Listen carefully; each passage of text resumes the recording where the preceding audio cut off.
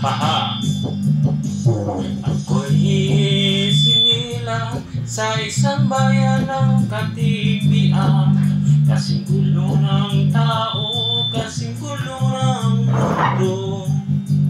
Dahil di magkasundo, sarili yun at prinsipyo nagpagulo.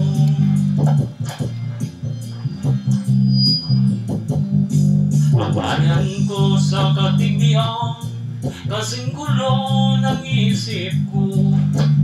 Di alam kung saan ang galing, di alam kung saan patungo.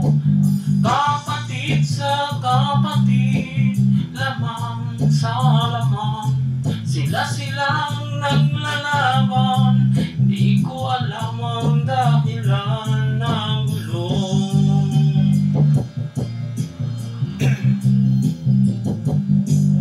Bakit nagkaganon? Ang sagot sa tanong ko. Bakit kayo nag-away? Bakit kayo nagkagulo? Prinsipyo mo'y gagalang ko kung ako'y yung nirespeto. Kung nagtulungan kayo, di sana magulo ang bayan ko.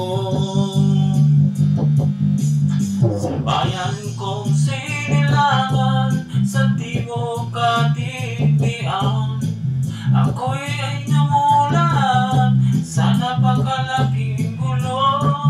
Dahil walang respeto sa prinsipyo ng kapwa-tao. Kapwa Pilipino ay pinapahirapan mo.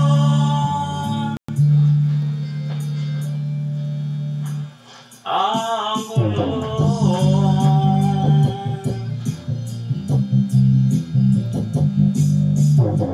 Bukod kaayo ang kalibutan, diri sa amo sa katibian.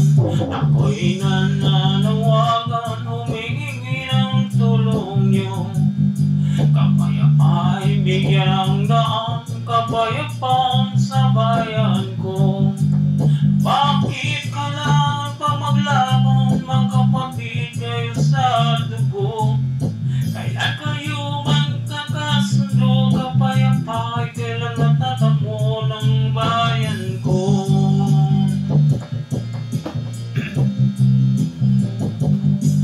Kung ako'y may tutulong ng buong puso. Gitara ko'y aking inaalay, kung makagulo'y gamitin mo. Kung ang kalabay walang puso, puso na rin ang gamitin mo.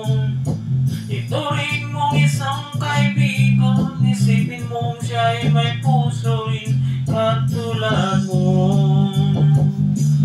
Sa bayan kong sinilangan, sa timog katibian, ako ay namulan sa napakalaking gulo.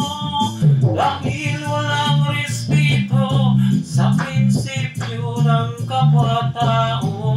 Kapwa Pilipino ay pinapahirapan mo.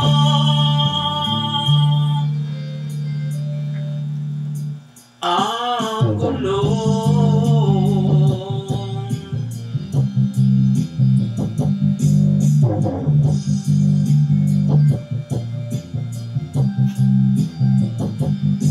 Sa bayan kong sinilangan, sa timog katibian, ako ay namulan sa napakalaking gulo.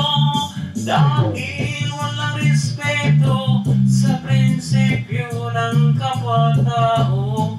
Kapwa Pilipino ay pinapahirapan mo.